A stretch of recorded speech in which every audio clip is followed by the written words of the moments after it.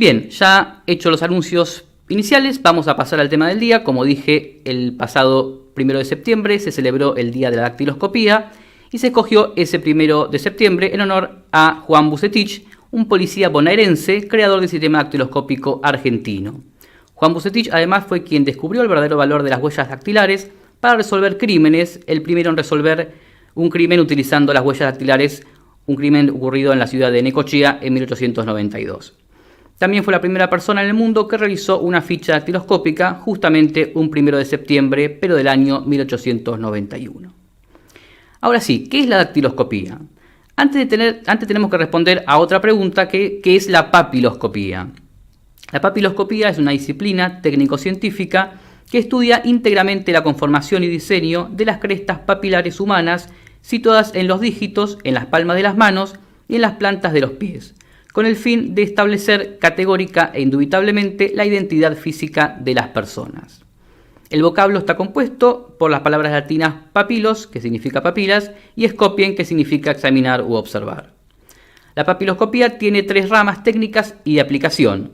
La palmatoscopía, también llamada quiroscopía, que es la disciplina que estudia las diferentes figuras que forman las crestas papilares y surcos interpapilares ubicados en la cara interna de las manos.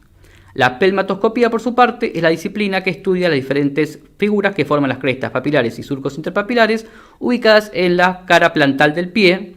Y finalmente la dactiloscopía, que es la disciplina que estudia las diferentes figuras que forman las crestas papilares y surcos interpapilares situados entre el tercer pliegue de flexión articular hasta el borde superior del dedo.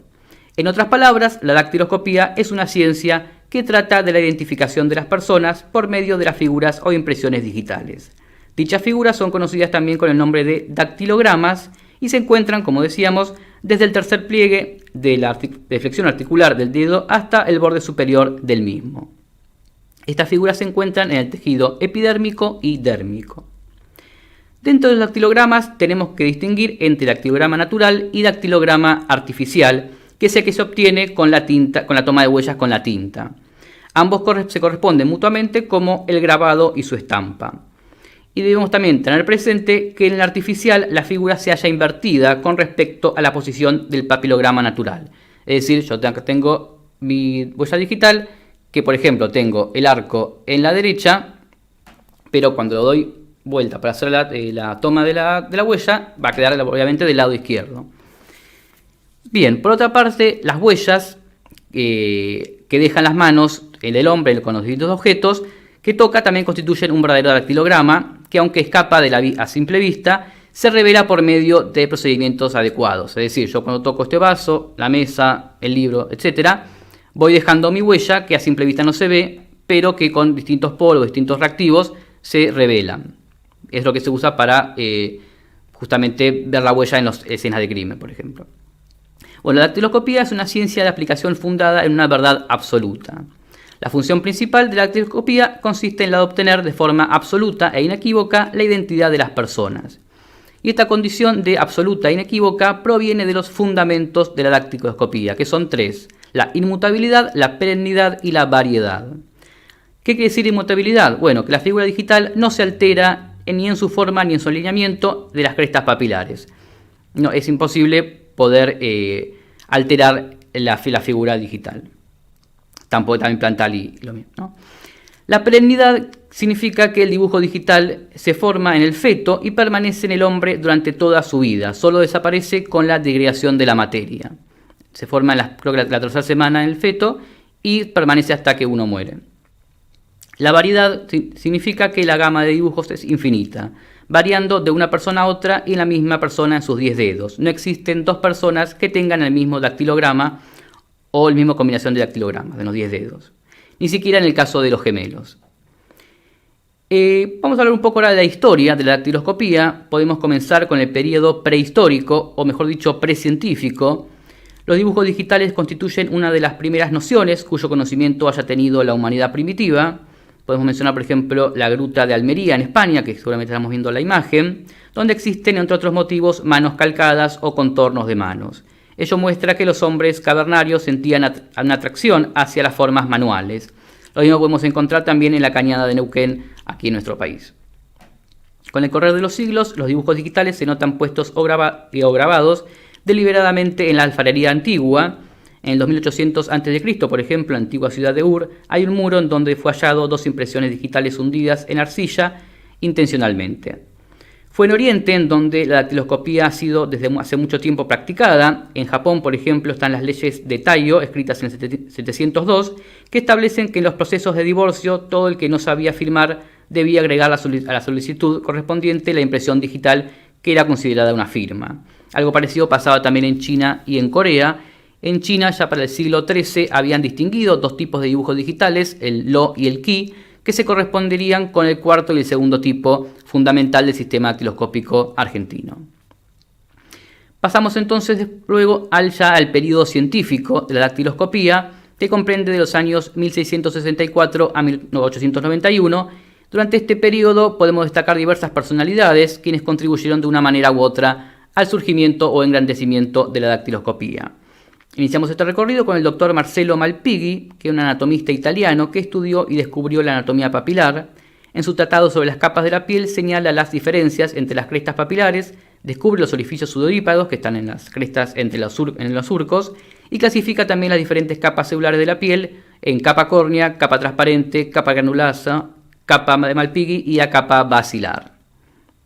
Luego podemos mencionar al doctor Juan Evangelista Purkinje, que fue el primero que se preocupó de una manera seria y científica en ordenar y clasificar las figuras dactilares, formando así grupos y tipos con características comunes especiales. En 1823 formula su obra titulada Examen fisiológico de los órganos de la vista y el sistema cutáneo, y la misma contiene una descripción minuciosa y una clasificación de los dibujos digitales, permitiendo la determinación metódica de los diferentes dibujos. También fue el primero en notar la presencia de los arcos, de los ángulos o deltas, que después vamos a hablar, y Purkinje fue finalmente el creador de 9 tipos diferentes de huellas dactilares que posteriormente agrupa en 3 y en 4 grupos. Podemos mencionar más tarde al doctor Hermann Welker, un anatomista y antropólogo alemán que investigó los dibujos digitales con fines identificatorios.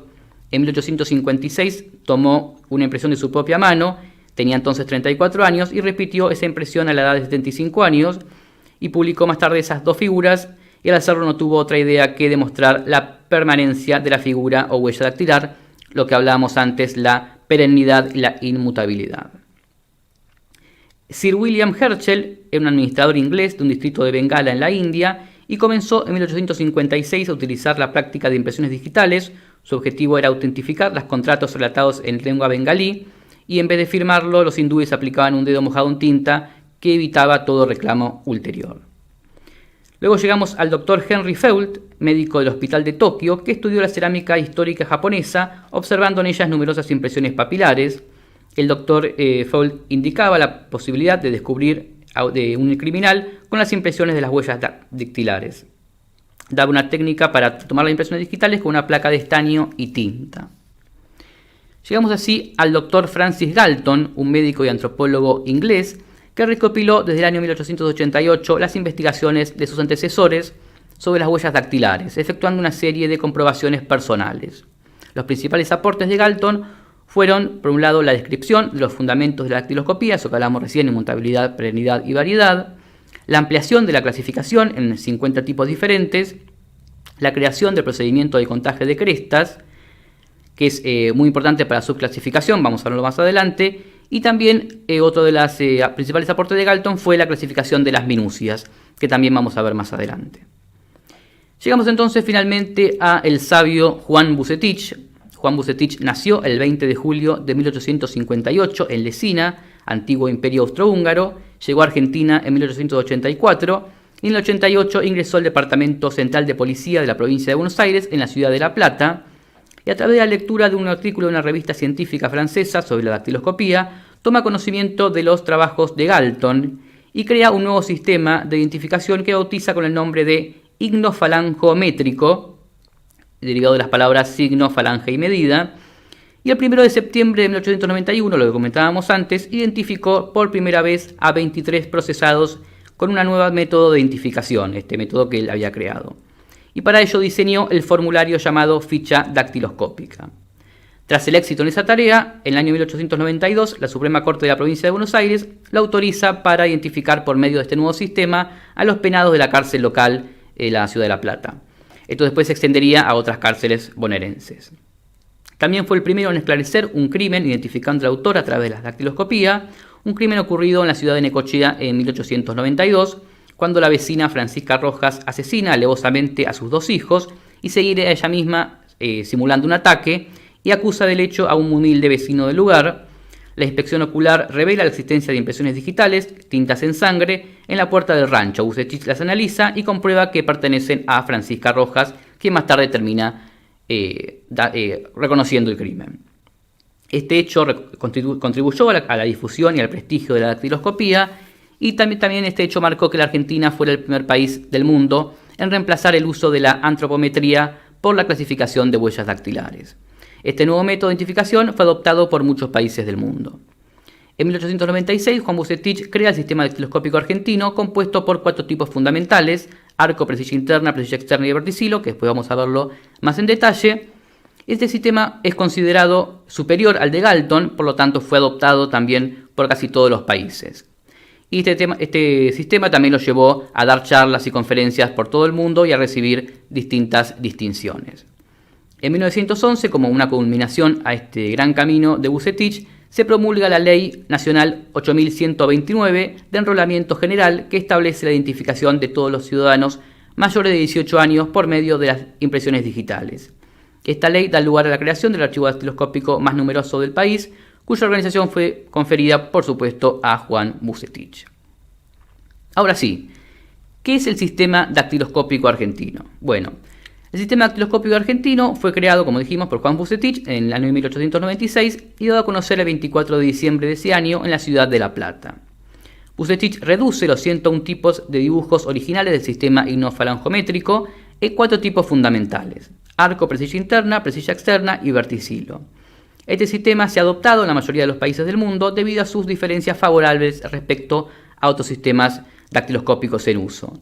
Al estar basado en 4 tipos fundamentales para la clasificación primaria, acusa un número muy superior en la cantidad de combinaciones posteriores para la organización en el archivo, a su vez que genera una mayor sencillez en la distribución de las fichas. Bien, el sistema dactiloscópico argentino está compuesto por 4 tipos fundamentales. El primer tipo es el arco. Son aquellos dactilogramas en que la totalidad de sus líneas o crestas recorren o se dirigen de un lado al otro en forma paralela. No posee ángulos, es por lo tanto adéltico. La presilla interna es el segundo tipo fundamental. Allí vemos que del lado derecho del observador se encuentra un ángulo o delta y sus crestas centrales ingresan por el lado izquierdo y vuelven a salir por el mismo lado. Es, como al tener un solo delta, monodéltica. La presilla externa es el tercer tipo fundamental. Ahí vemos que a la izquierda del observador se encuentra un ángulo o delta y sus crestas centrales ingresan por el lado derecho y vuelven a salir por el mismo lado. Al tener un solo delta es monodéltico. El cuarto tipo fundamental es el verticilo. Tiene 2 ángulos o deltas, uno del lado derecho y otro del lado izquierdo, y sus crestas centrales pueden adoptar figuras circulares, espirales, ovoidales, sinusoidales o ganchosas. Al tener 2 deltas es bidéltico. Bien, yo nombré recién en la descripción de estos tipos fundamentales a los ángulos o deltas. Bueno, el ángulo es el punto en el cual las líneas de los 3 sistemas convergen al costado de la figura, formando un triángulo más o menos regular. Tiene una semejanza con la letra delta del alfabeto griego y juega un rol muy importante en la clasificación dactiloscópica, como lo hemos visto recién.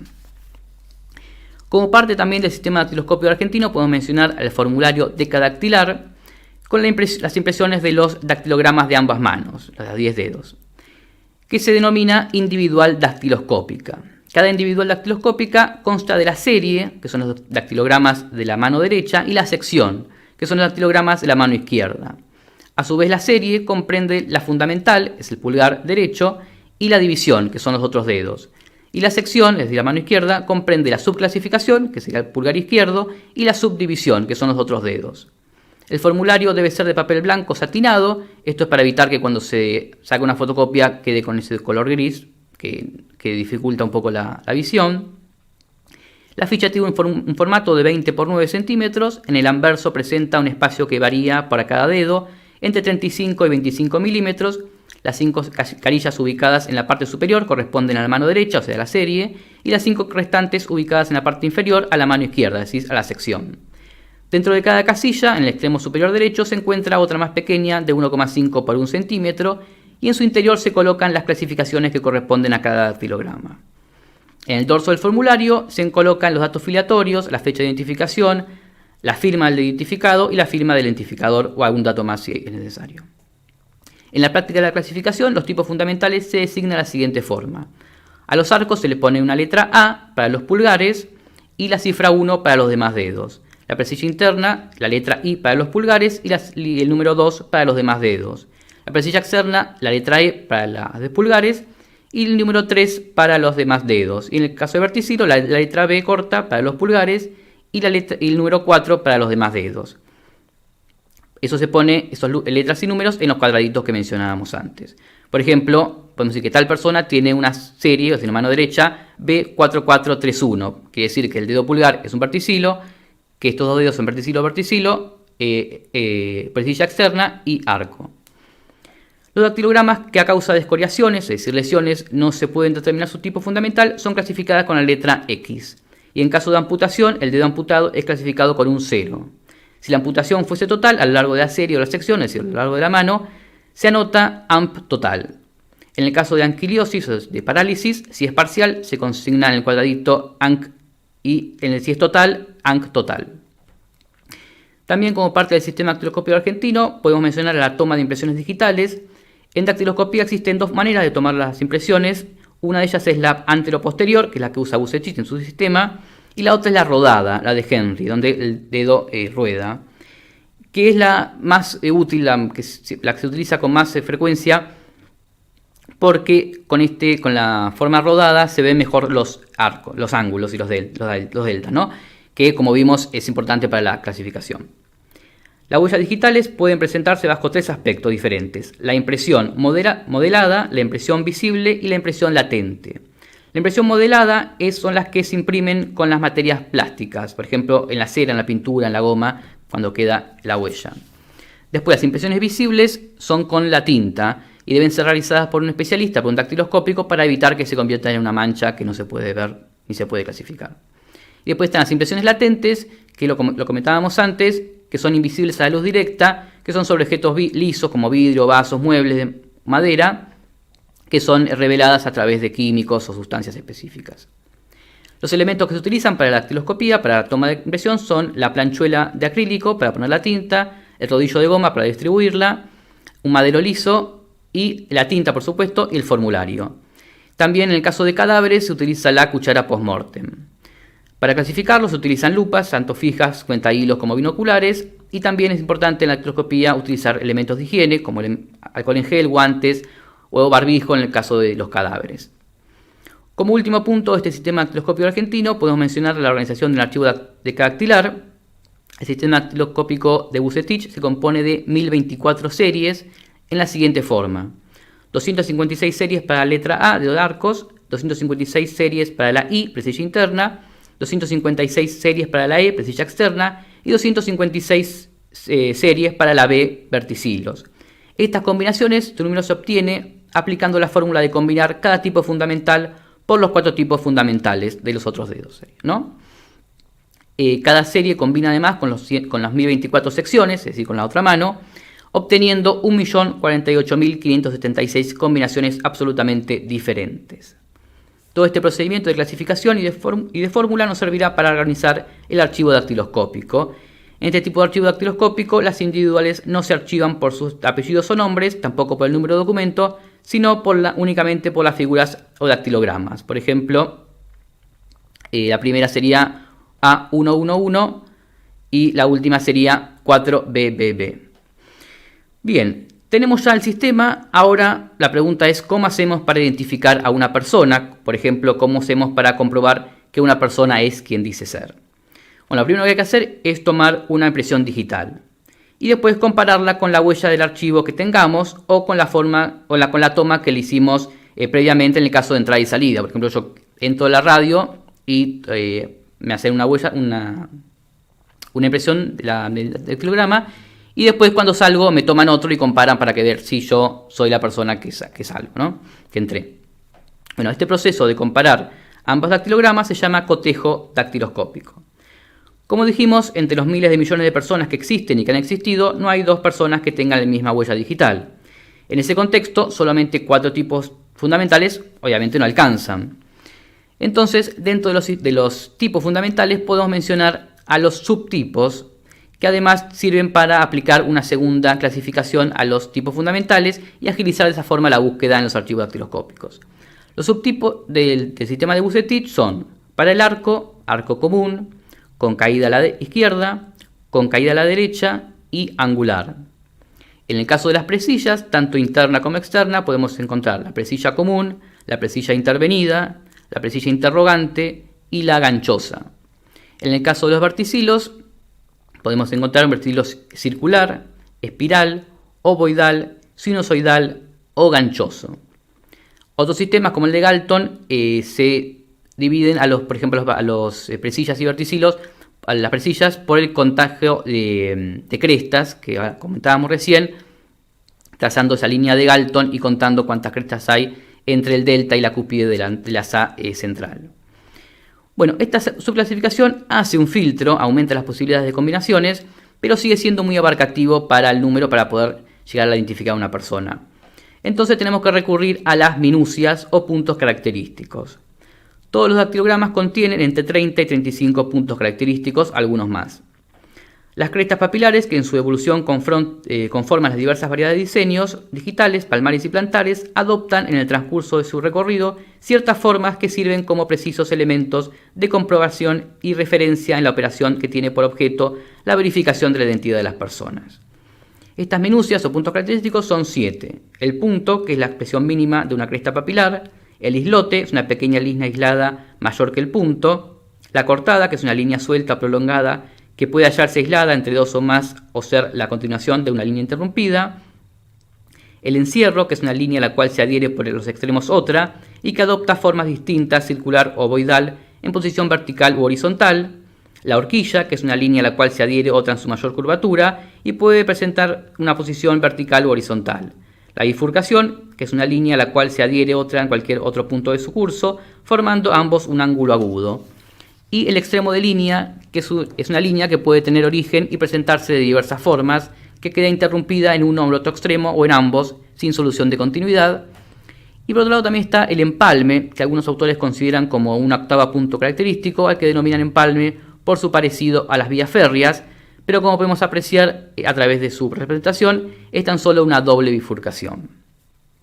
Los puntos característicos tienen un valor imponderable, ya que son el único medio en que forma exclusiva y definitiva determina de manera categórica la identidad física de una persona. Las impresiones digitales comparadas, para comprobar que pertenecen a la misma persona, deben coincidir en cantidad de puntos característicos que deben estar igualmente ubicados, igualmente situados e igualmente dirigidos. ¿Qué significa que están igualmente ubicados? Bueno, que se refiere a la zona en donde se encuentran. Dentro del dactilograma podemos distinguir 3 zonas o regiones, también llamadas sistemas. Dichas zonas poseen el nombre de basilar, marginal y nuclear. La zona basilar se encuentra entre la línea directriz inferior y el tercer pliegue de flexión articular en la parte inferior del dactilograma. En la zona marginal se halla entre la línea directriz superior y el borde superior del dedo en la parte superior del dactilograma. Y la zona nuclear se encuentra entre la línea directriz superior y la línea directriz inferior en la parte central del dactilograma. Vale aclarar que las líneas directrices son las líneas que circunscriben el núcleo en el dactilograma y que parten de los deltas o puntos délticos. Es muy importante tener noción de esta división de zonas, ya que nos ayudará a describir con mayor precisión el dactilograma y la ubicación de las minucias o puntos característicos.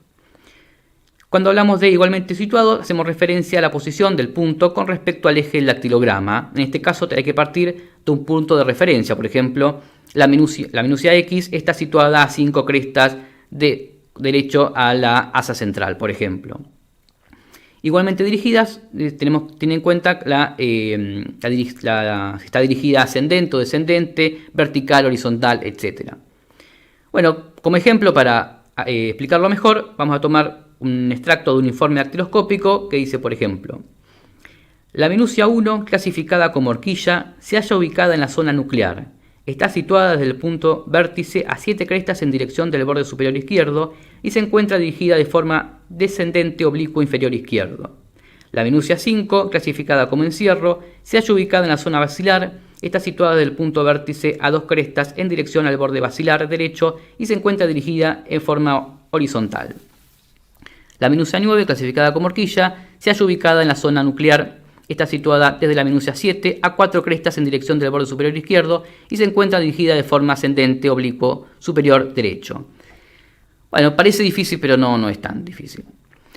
En conclusión, para determinar que un dactilograma corresponde con el otro, ambos deben pertenecer al mismo tipo fundamental, deben poseer la misma conformación nuclear, es decir, pertenecer al mismo subtipo, y las minucias tienen que estar igualmente ubicadas, igualmente situadas y por último igualmente dirigidas.